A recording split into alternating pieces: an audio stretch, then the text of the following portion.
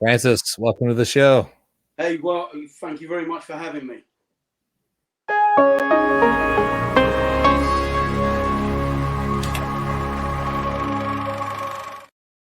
There's nothing better than that sound of just film clicking through a projector. Oh yeah, definitely, 100%. I know it's a fading thing that will go away eventually, but nostalgia of sitting in a movie theater and hearing that projector behind you is just sort of part of the appeal. Yeah. I've actually got one of those here in the office, so it's just that's something that I'll always hold like dear. It's just like amazing, that sound. I have a couple of Super 16 film cameras, but they are just essentially displays in my office now. They're not. Yeah. It's like a history. It's a museum. Francis, we're going to talk about your short film Baited today. Okay. Tell me, in your own words, what this film is about, so that I don't mess it up. Okay, so Baited is about a guy who's on self-destruct, and basically what he does, he goes on a destructive path, womanizing, and ultimately gets involved in a drugs deal that goes wrong, and then he has to try and get himself out of it, and basically he has to go into an underground fight to get some money to get out of it, which goes terribly wrong for him. What draws you to this sort of like crime drama, noir-esque kind of storytelling? Like, where's the idea for this come from? To be honest, all of the stuff that I write and direct is a bit dark anyway. I come from that sort of inner city London vibe, so it's quite easy for me to jump in and make it quite realistic and then kind of jump back out again, But I am broadening my horizons shortly, and going to be shooting something at the end of the year, which is a short about an old war hero, and it's all silent. So starting to go into different genres now as well. That's the fun of this, right? Is one trying to not let the industry pigeonhole you, is saying like, I made a couple horror movies, like, oh, you're the horror guy. I'm like, well, no, I want to do comedy. I want to do drama. Like, exactly, and short films are a wonderful way to showcase all those different sides of you. This film, I noticed even in the description of the film, you're very passionately and projecting at the forefront that you shot this on an iPhone. Is this, tell me about why you decided to shoot on an iPhone, and then what you like about shooting on an iPhone. Because I have a whole subtopic to go on this, because you're the first iPhone filmmaker we've had on here, but I think it's a big part of the future of the industry. So I'm really excited to chat about this. So, I saw, there was some downtime. One of the producers I was working with, they were out of town. So I was sitting around, twiddling my thumbs, and I saw a competition for iPhone, and it said, are you a filmmaker?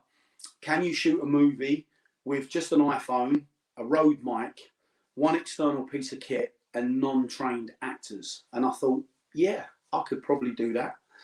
And I then proceeded to write the script, and it was quite an experience, because obviously you're very limited in what you can use, because if I look at it, the lighting's not correct. Well, no, it's not, but you're not allowed lighting. The sound could have been better, but you're recording sound straight into the camera, which you never want to do, and you're working with untrained actors. And I've worked with untrained actors before, but some untrained actors have just got it. But when you're dealing with a multitude of people, it was quite difficult, because obviously, I've done a little bit of a rehearsal time with them, but I think out of the whole cast, there was only 2 people who learnt their lines, and everybody else didn't have a clue what the script was about. So we found ourselves on set, I had to not only direct them, but I had to improvise with them as close to the script as we could get. And that was something in itself. So it didn't come without its trials and tribulations. And I think that was because you had to work with a whole cast of non-trained actors. So that was very difficult. With the iPhone, we saw the first film that I remember coming on the radar was Tangerine, the one Sundance. Yeah, you can find it on Netflix. It was this wonderful thing of like, oh, somebody picked up an iPhone 5, I think, at the time, and shot a film on it. And it felt like that revolution moment of when digital video became the thing. You know, there was the DVX 100 camera, like not to get too technical, but there was this moment where videotape, a camcorder could shoot something that looked not as good, but closer to cinema, and opened the floodgates for anyone could make a movie, you know, at a, you know, the price point had come down, and the iPhone takes it the next level where this thing that you've probably already bought to have just your daily communication and to use social media and to navigate is now an amazing filmmaker tool. And the iPhone 5 to the iPhone 7 that you shot on, now to like the 12, like the camera keeps getting better and better. You know, even Steven Soderbergh has made a couple films on the iPhone. Like, do you think, is this I know you've made a few other films. Is this your sort of preferred format where now that you did this first film, you're learning even better ways to make it feel more like a cinema camera? Yeah, I mean, I'm a bit torn. I mean, the next film that we shoot won't be on iPhone, but I don't rule out shooting anything on iPhone, because as a filmmaker, I'm always up for experimentation and trying to find new ways and create a new kind of feel to stuff. And I think that iPhone we're going to see a lot more of. The thing I like about the iPhone is that it makes it very accessible to people who can't get funding or they don't know people with kit. You know, we can all be graced with a mate who's got cameras and kit, and and there's nothing worse than being there's nothing worse than being a frustrated actor or frustrated filmmaker or frustrated creative person. So I think things like the iPhone now are letting everybody experiment. You know? It's also that frustration. Yes, it can cure frustration, but it also, you know, there are a lot of people in the industry that will talk about their dreams, but aren't ever sort of either emotionally or mentally, whatever it is that's stopping them from pursuing their dreams. And now you can tell anybody there's no more excuses of budget. It's like, pick up, and not just, we say iPhone, but any smartphone, doesn't matter what brand it is. You have it in your pocket to pick it up. If you want to do this, you can do it tomorrow.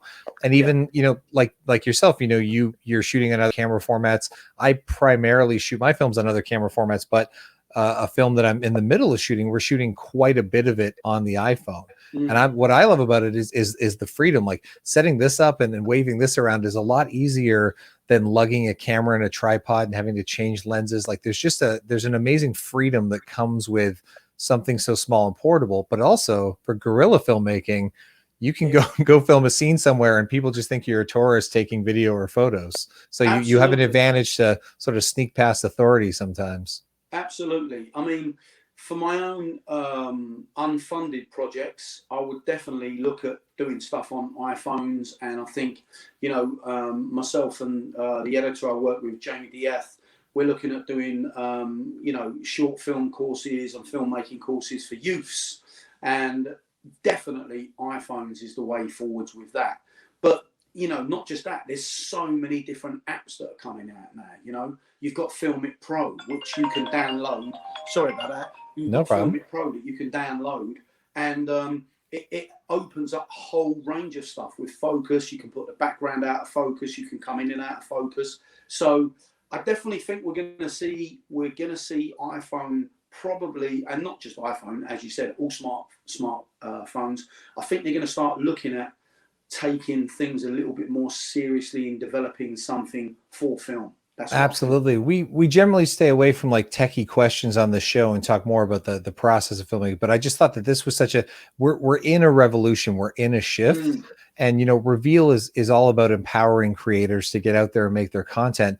The one that, you know, but speaking of that, just because, have you heard of the app Double Take that's from the same makers as Filmic Pro? No, I haven't. Okay, well, I'm about to change your life then as an iPhone filmmaker. It allows you to roll 2 of your lenses at the same time into 2 separate video clips. So you can essentially shoot a wide shot and a close-up at the same time. You are kidding me. No, and no other cinema camera can do that. So there's also, this revolution isn't just about the freedom and the price point. There's also technology that you can now, instead of setting up this wide shot and then 5 minutes later shooting this close up, you get them at the same time. So the speed and the cost savings that or if you're a musician and you want to do live video clips, the tool is impressive beyond just being affordable and having a great resolution. It's doing things that cinema cameras can't yet do. Yeah, and I think you're right. Myself and Jamie, we just worked with some musicians, and we shot a music video for them. Mm-hmm. And I actually used my iPhone while I was there, and the footage we've captured it's just unbelievable. But now with double take to get, I mean, that just blows my mind. And you can choose any lenses. So like if you wanted to, you could choose one from the back that's facing this way, but I could also use the selfie camera. So say I was podcasting with you like in person, I could just set this between us and it would film in both directions. And then I would have those as two separate video files. Like, oh my God. That kind of makes me more and more inclined to think about the iPhones and stuff, because that's fantastic. And as you say, yeah, setting up shots, setting up everything. I mean, they're just getting iPhone and all the smartphones are just getting it right, aren't they? It's amazing. And I mean, there's always a magic to the way a cinema camera looks, but I feel like the gap is just closing all of the time. Was it when you're shooting a movie on an iPhone, especially say the iPhone 7, which is now 4 to 5 years ago? Yeah. You know, you're getting a cast and crew together. Not everyone's doing it yet. And you're like, we're going to shoot it on this. Like, what was there hesitation in getting people to believe in what you were doing? There was a lot of hesitation because obviously the competition, the parameters around it stated, and I've got the mic here. This is the mic that we had to use, this. So this is the only mic we were allowed to use. Oh, my friend, I own that mic. I know that mic very well. Yes. Yeah. So it was very difficult, and it was very time consuming, but one of the main concepts that I was sort of instilling in everyone, I was saying, look, if you've got a budget of, let's just talk, for example, you had a budget of 50 grand and you went and shot a really good short movie for 50 grand and you had good sound, good lighting, good cameras, good everyone, and it's great, then that's great. It's a good calling card and you can say, this is what I've shot. But I'm always a firm believer of that. If you shoot something on the iPhone like we did there, and it was also zero budget, nothing, everything was borrowed, everything was bought in, everyone got behind it, and I just think if you've done something that's okay or good, that's always a good calling card with anyone when you're knocking on the door to say you want to shoot a movie, because you can say, well, I did this, but actually I've done this with this phone and this mic. Yeah. And no finance. And well, you're economical when people can see that you can do things creatively on a budget, and often you're not even losing quality by doing it that way. Yeah, I think you're right. You and I are kindred spirits. We might be across the pond from each other, but Canada and the UK have a good relationship. Yeah, so we're yeah. No, I think that's the most important thing. I think, and even in doing this show and talking to creators, like part of my goal is to just inspire people watching out there to go create. Like I would love for somebody who's watched an episode of Reveel'd to make a movie and get it on the Reveel'd platform. I think that's what it's all about, is just whatever you have around you, make your film. And I think audiences don't always realize that, most audiences are programmed to enjoy a movie, turn it off, and never think about it again. There's not some things like a Star Wars or a Marvel have a fanaticism around them where everything gets broken down, but people don't care what you shot the movie on. They don't care what sound gear you had or camera. They just care about, did I like the story? Did I believe in the actors that were on screen telling the story? That's what you connect with. And an audience just likes or dislikes something. So all of the barriers that people put in front of themselves from becoming a creative are really, really gone. When you had to spend money on film and developing in a lab, there was a cost prohibitive point of entering the film business. But like you say, a $50,000 film versus a zero budget film. I've won festivals with a zero budget short film in the past, where I sort of feel bad for the people who spent a lot of money, but at the same time, there's kind of a pride of like, we did this with no money. It's a hard line to ride, but no, I love that spirit of what you're doing. What's your background in film? How did you get started? Well, I used to be a professional actor. Okay. So acting for many years, done fairly well. It was okay. And then just started to write and stuff. And then I saw a BBC competition and they said, we're looking for short filmmakers. Is it your first short? And I thought, well, I'll have a go at that. So I wrote the script, sent it in. was invited in, went in, and there was 5 other aspiring filmmakers there, and they gave me a genre of alcohol. So I wrote a short. You had to write a short while you was there. You had like 20 minutes to write it, and I wrote a short on underage drinking and the dangers. And cut a long story short, went through, won the competition, and 4 days later, I'm standing on set directing a BBC short film. So I just thought, quite like this, and then sort of started getting into it from there. And kind of, I enjoy the creative side behind the camera and writing more than I do being in front of the camera.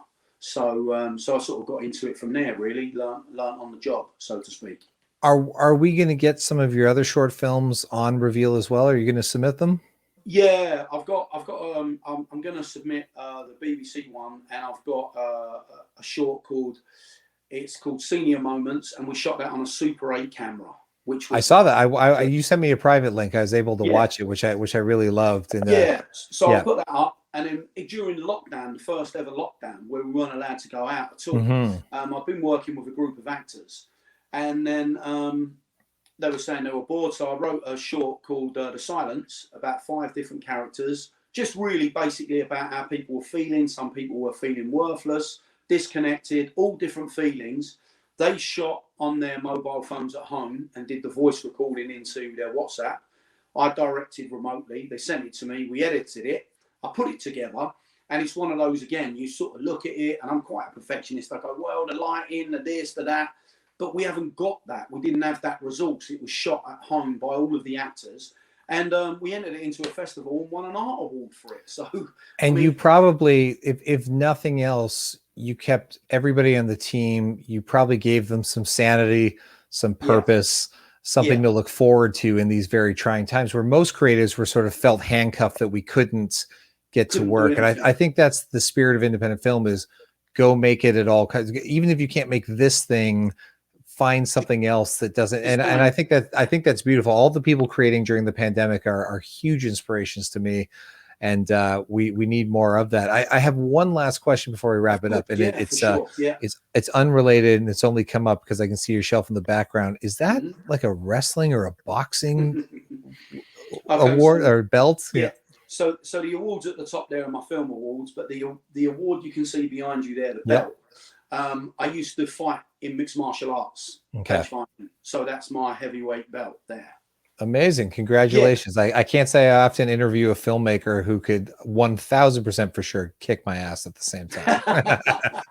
So so that's there. So it's pride and joy in the office. I don't fight anymore, obviously getting too old now, but really good times, really good people. And again, you know, it's another creative process that you go through. You compete I feel like there better be a fight movie in your future. I mean, you have this whole separate knowledge base that you should bring to the cinema. It's funny that you should say that, because myself and the producer I work with, Nadine, we've just worked on a fight movie that we're going to be shooting in January.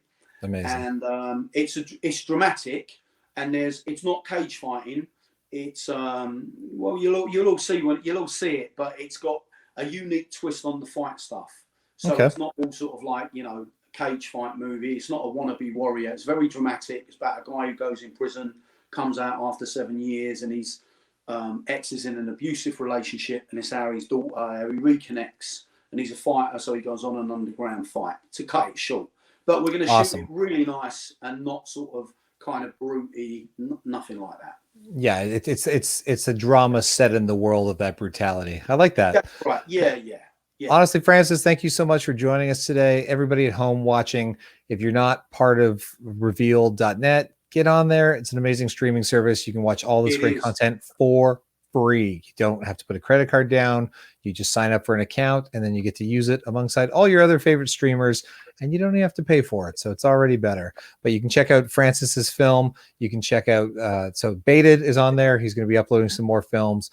And, you know, if you're a filmmaker out there watching too, which I know some of our audience is, watch his film and study like what can be done with an iPhone. There are no limits to what you can create except for the limits you put in front of yourself. But Francis, thank you so much for joining. And Gavin, thanks so much indeed. Look forward to seeing what comes next. Wonderful. Speak soon.